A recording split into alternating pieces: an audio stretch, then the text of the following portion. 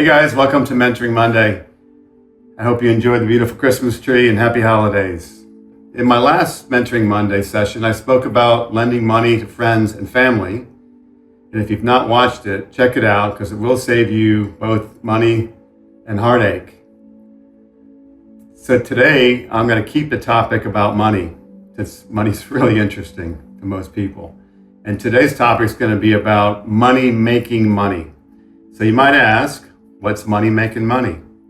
This is when you get to a certain point in your life when not only do you work to make money, but you have saved enough money where your money is invested and it makes money whether you work or not. Let's think about this. Right now, most people essentially trade time for money. You get paid by the hour or perhaps a salary, or perhaps you get paid by the project or by the job. We've all done this approach, maybe we're still doing it. The problem with trading time for money is time is finite. There's only so much time in each day. You try to work yourself up the corporate ladder perhaps to get raises and promotions, or if you work by the hour, hopefully you get raises, but you get basically the amount of money that the market demands, and hopefully you get enough of a raise that outpaces the cost of inflation. So in addition to working for money, we really want to get to the place in our life where we have money making money for us. Because money makes money whether we work or not. It makes money when we sleep. It makes money when we're on vacation. It makes money when we're in music festivals and having great experiences. What's great about money making money is the power of compounding interest.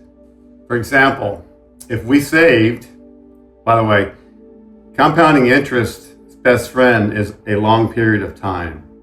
So for example, if we save $200 per month for 35 years at a 3% rate of return, we would have basically $148,000. A 6% rate of return would give us about $287,000. Whereas a 12% rate of return will give you 1.3 million. So you can see how the rate of return really affects how much money we're going to have after so many years. But can you understand the massive power over time of compounding interest? As you save more money, you'll start to learn about better and more lucrative investment opportunities as well. Keep in mind that we save not to save, but to invest. I'm not going to talk about any particular investments in this talk, for it would take way too long. But I can tell you this, putting your money in a 1 or 2% bank savings account is a loser. That's lower than inflation, so you're really losing money. Right now in the US, there are several money markets, which basically are glorified savings accounts, are very safe and very liquid, that you can get almost a 4 to a 5% rate of return annually. So you might ask yourself, what if I don't make enough money to save? Well, I'm here to tell you that most of you do make enough money to save. The first law of saving is we save to invest. The second law is the 10% law. This means that 10% of everything we make is ours to keep.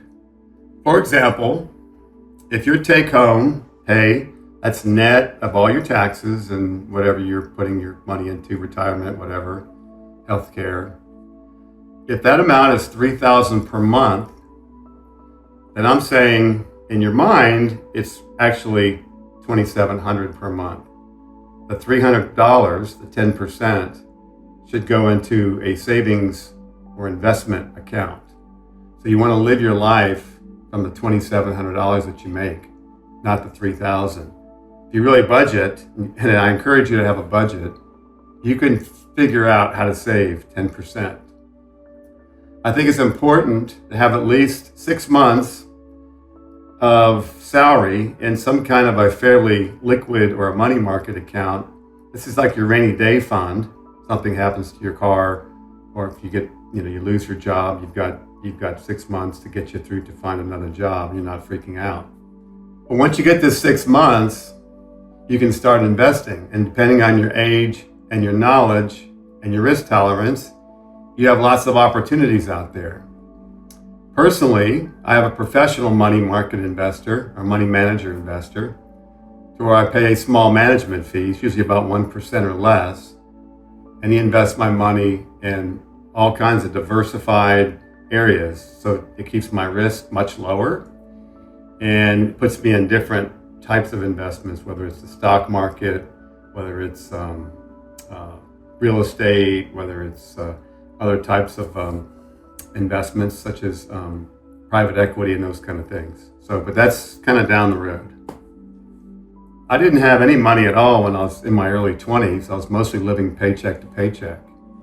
But I started saving a little bit every month through this 10% philosophy through my 20s, 30s, 40s, and 50s to where I was able to retire at a younger age.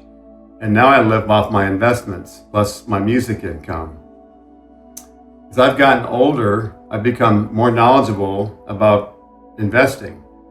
And my investments returns are generally a little bit better than they were when I was 10 or 20 years ago, because I know where to invest the money, and I have a lot more contacts or investment opportunities. And also I failed a lot. So I've learned where not to put my money and where I get better rates of return, and it's also more conservative as well. But it all started with me saving 10% of my net income at a much younger age. The longer you put this off, the longer you'll be stuck in the trading time for money part of your life. I'm not trying to brag or to boast, but I'm here to tell you that life's a lot easier from a financial standpoint when you have money making money. You get to focus on great life experiences and building great relationships and doing the things that you really want to do and are truly valuable when you get to this stage of life. So what are you waiting for? Start today. Figure out how you're going to start investing, saving 10% of your net income.